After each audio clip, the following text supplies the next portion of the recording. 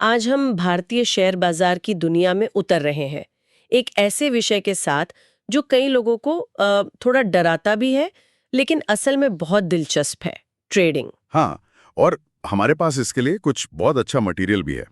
एक तो ज़ीरोधा का एक गाइड है जो टेक्निकल एनालिसिस की एक बहुत ही बुनियादी तकनीक को समझाता है। और साथ ही NIFM का एक लेख भी है जो 2025 में इंट्राडे ट्रेडर्स के लिए सबसे अच्छे ऐप्स पर नजर डालता है। जी। तो हमारा आज का मिशन है इन स्रोतों की मदद से ट्रेडिंग के एक अहम सिद्धांत को समझना, जिसे कहते हैं सपोर्ट और रेजिस्टेंस। और फिर ये भी देखेंगे कि इस ज्ञान को असल दुनिया में इस्तेमाल करने के लिए कौन से आधुनिक औजार मौजूद हैं। बिल्कुल। ज्यादातर लोग सोचते हैं कि ट्रेडिंग का मतलब है सस्ते में खरीदो, महंगे में बेचो। लेकिन असली सवाल ये नहीं है। असली सवाल है कब। एग्जैक्टली कब खरीदें और कब बेचें। और यहीं पर सपोर्ट और रेजिस्टेंस जैसे कॉन्सेप्ट्स काम आते हैं। ये एक तरह से बाजार के मनोविज्ञान को समझने के नक्शे की तरह हैं। बाजार का मनोविज्ञान, ये सुनने में काफी गहरा लगता है। चलिए इसी से शुरू करते हैं। ये सपोर्ट और रेजिस्टेंस आखिर हैं क्या? स्रोत हमें बहुत सीधी सादी परिभाषाएं देता है।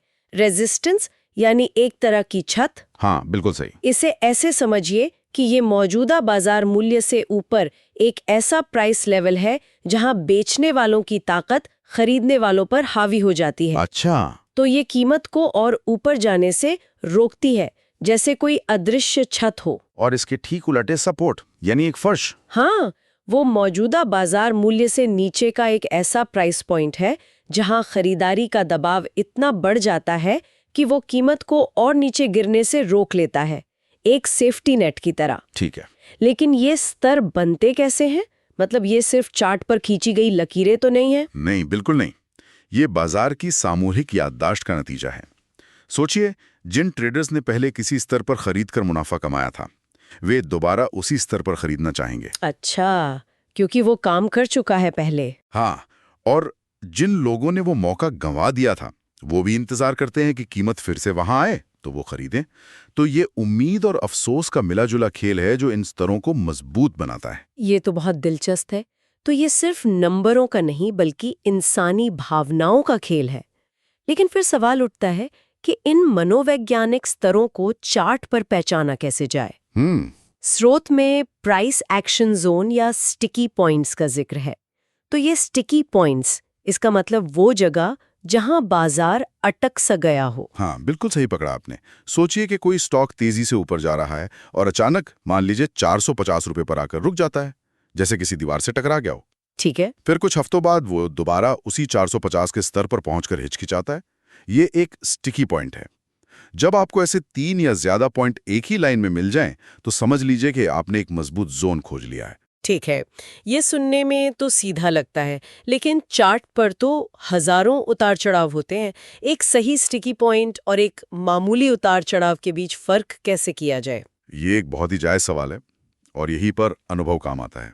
ज़ीरोधा का गाइड इसे 4 आसान स्टेप्स में तोड़ता है। पहला कदम है सही डेटा लोड करना। शॉर्ट टर्म ट्रेडिंग के लिए कम से कम 3 से 6 महीने का डेटा देखना चाहिए। और लॉन्ग टर्म के लिए? शायद साल 1.5 साल का। बिल्कुल। दूसरा कदम है इन प्राइस एक्शन जोन्स को पहचानना। मेरी सलाह है कि चार्ट को थोड़ा दूर से देखें, जूम आउट करके। अच्छा, जो स्तर सबसे साफ नजर आए अक्सर वही सबसे मजबूत होते हैं। जब मैंने पहली बार शुरू किया था तो मेरे चार्ट मकड़ी के जाले जैसे लगते थे। मकड़ी के जाले? हाँ। मैं हर छोटी मोटी हरकत पर एक लाइन खींच देता था। बाद में समझ आया कि मजबूत स्तर वो हैं जिन्हें पहचानने के लिए आपको मेहनत ना करनी पड़े, वो खुद आपको दिखने चाहिए। ये बहुत अच्छी बात कही आपने। तो कम लकीरें ज्यादा मजबूत होती हैं।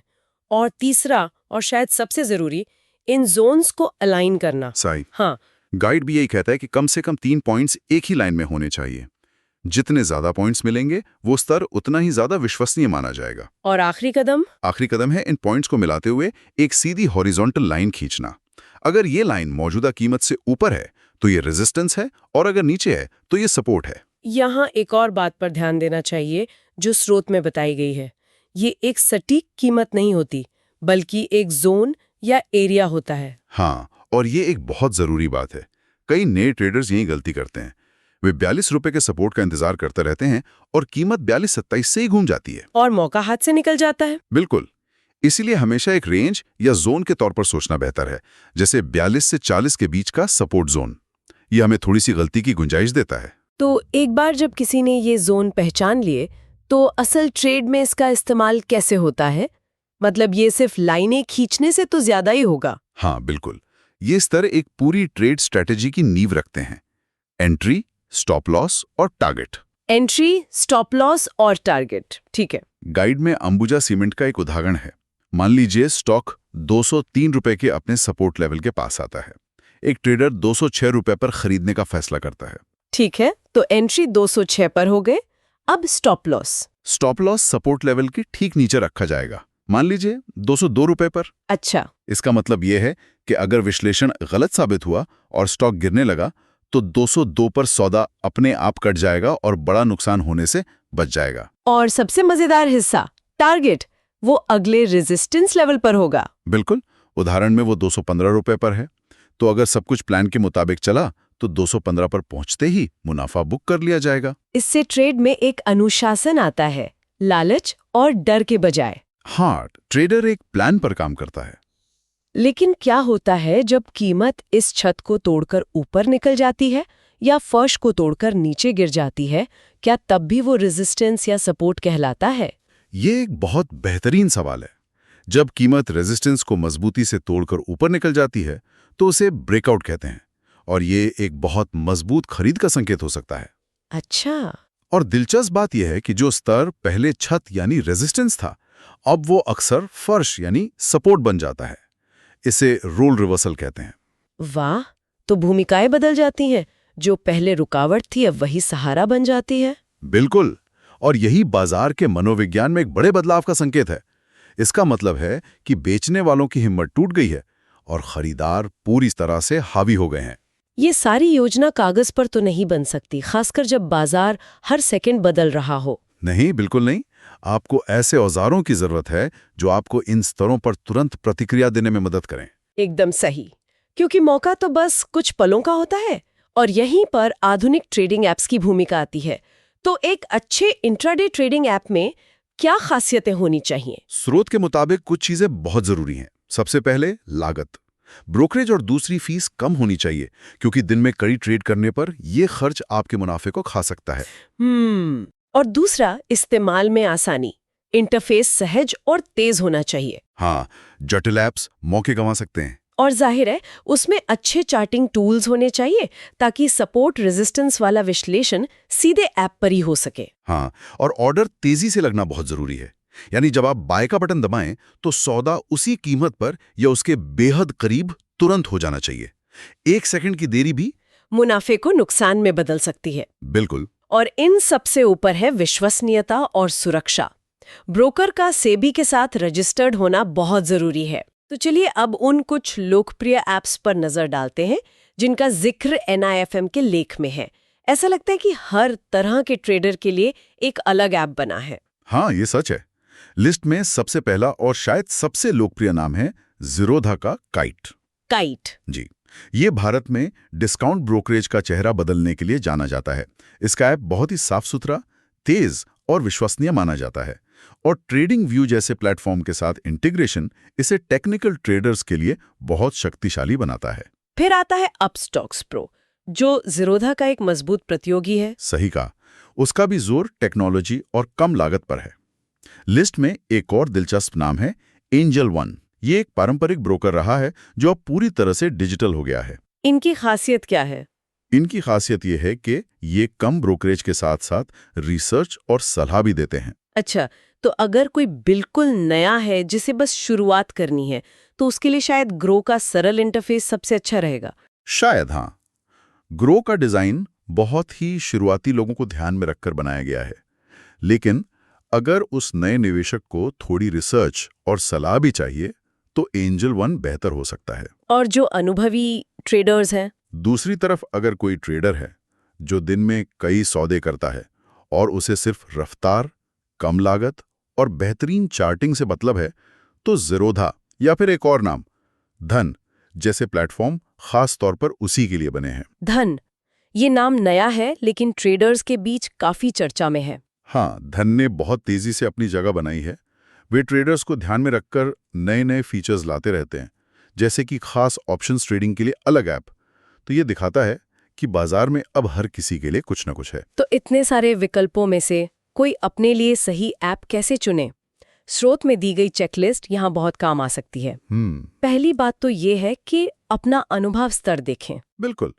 अगर कोई नया है तो ग्रो जैसा सरल ऐप बेहतर है।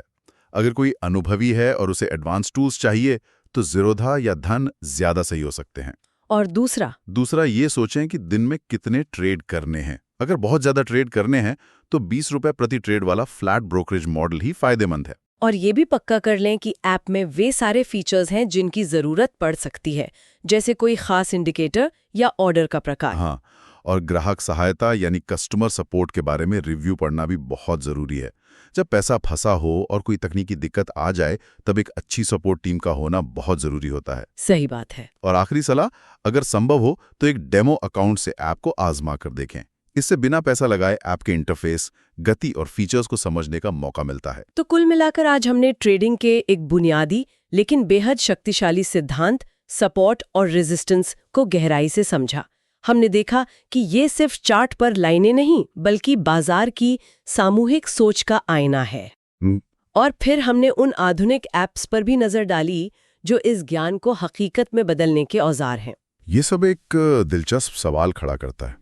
एक तरफ हमारे पास ऐतिहासिक पैटर्न है जो इंसानी मनोविज्ञान और धैर्य पर टिके हैं, और दूसरी तरफ हमारे पास हाई स्पीड टेक्नोलॉजी वाले ऐप्स हैं जो हमें एक क्लिक में खरीदने और बेचने की ताकत देते हैं। तो जैसे जैसे टेक्नोलॉजी ट्रेडिंग को और तेज और आसान बना रही है, क्या ये उन ऐतिहासिक पैटर्न पर भरोसा करने के लिए जरूरी मनोवैज्ञानिक अनुशासन को कमजोर कर रही है? ये तो सोचने वाली बात है। जब कोई स्टॉक अपने सपोर्ट या रेजिस्टेंस पर पहुंचता है तो बेचने, खरीदने या रुकने का फैसला आखिरकार इंसान के विवेक पर ही निर्भर करता है, चाहे उसके पास कितना भी अच्छा ऐप क्यों ना हो। एक ट्रेडर ऐप से मिलने वाले हाई स्पीड डेटा और चार्ट के धैर्यपूर्ण ऐतिहासिक विश्लेषण के बीच सही संतुलन कैसे बना सकता है? ये एक ऐसा सवाल है जिसका जवाब हर ट्रेडर को खुद खोजना पड़ता है।